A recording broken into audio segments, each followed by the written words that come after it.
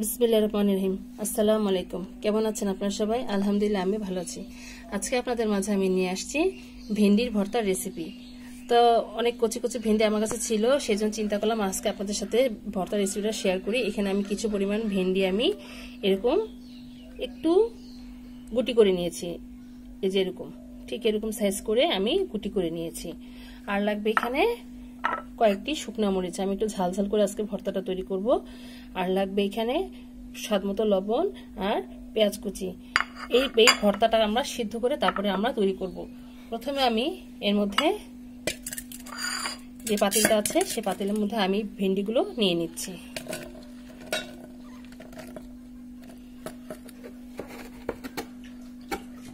তারপরে পরিমাণ করে আমরা পানি দিয়ে দেব। এখানে কিছু পরিমাণ পানি নিয়ে নিয়েছি, এখানে এই অল্প করে পানিটা দিয়ে নেব যেন এটা সেদ্ধ হতে সুবিধা হয়। তাহলে চলুন আমরা এটা চুলায় বসিয়ে সেদ্ধ করে নিই। আমি জালটা জ্বালিয়ে দিচ্ছি। বিসমিল্লাহির রহমানির রহিম। আমি এখন জালটি জ্বালিয়ে দিলাম। এখন আমি এর মধ্যে সামান্য করে অল্প করে আমি লবণ দিয়ে দিব সেদ্ধ হওয়ার জন্য, যেন সেদ্ধ হতে সুবিধা হয়। এখন আমরা এটাকে ঢেকে দেব, ঢেকে সেদ্ধ করে নেব।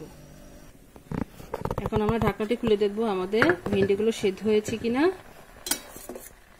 আমাদের পানি রয়ে গিয়েছে আর সামান্য পরিমাণ সেদ্ধ হবে। ভালোভাবে সেদ্ধ হলে এটা মাখাতে সুবিধা হবে। তো এখন আর একটু সেদ্ধ করে নেব। আর সেদ্ধ হয়ে আসলে পানিটা শুকিয়ে যখন যাবে তখন আমরা এটাকে ঠান্ডা করে তারপর ভর্তাটা রেডি করে আপনাদেরকে দেখাবো। আমাদের ভেন্ডিটি সিদ্ধ হয়ে গেছে, যে দেখুন সেদ্ধ করে নিয়েছি ভেন্ডিগুলো।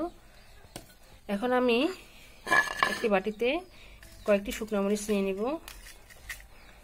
আপনারা ঝাল যার যার মতন করে বুঝে দিবেন। আর পেঁয়াজগুলো দিয়ে দিব।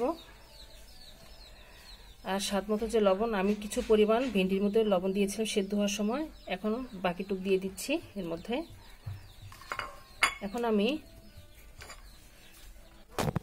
আমি পেঁয়াজ লবণ একত্র করে নিলাম, তার সাথে যে টালা শুকনো মরিচগুলো আছে সেটা এর মধ্যে দিয়ে এখন ভালোভাবে এটাকে গুঁড়ো করে নিচ্ছি মরিচগুলোকে। এখন গুঁড়ো করে নিয়ে আমরা ভালোভাবে গুঁড়ো করে নিতে হবে মরিচগুলো।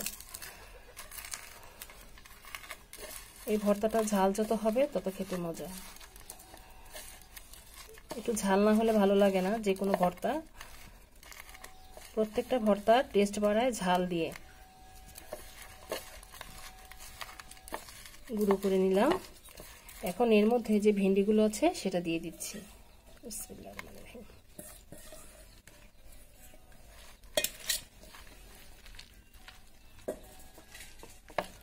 এভাবে চটকে নিচ্ছি ভালোভাবে, যে দেখতে পাচ্ছেন আপনারা, এভাবে চটকে নিতে হবে ভালোভাবে।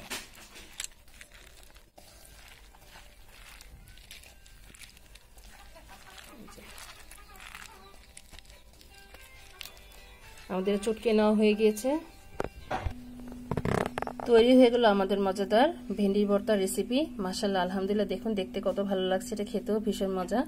আমরা তো ভেন্ডির ভাজি, ভেন্ডির যে কোনো তরকারি আমরা তৈরি করে থাকি। এভাবে ভর্তাটা একবার হলে বানিয়ে দেখবেন, ইনশাআল্লাহ আপনাদেরটাও আর ভালো হবে। তো আমার এই ভেন্ডির ভর্তার রেসিপিটা আপনাদের কাছে কেমন লেগেছে আমাকে অবশ্যই কমেন্ট করে জানাবেন। আর আমার জন্য দোয়া করবেন, আমি যেন আপনাদের মাঝে আরো নতুন নতুন রেসিপি নিয়ে আসতে পারি। তো আজ এই পর্যন্তই। আপনারা যে যেখানে আছেন ভালো থাকেন, সুস্থ থাকেন। আল্লাহ হাফেজ।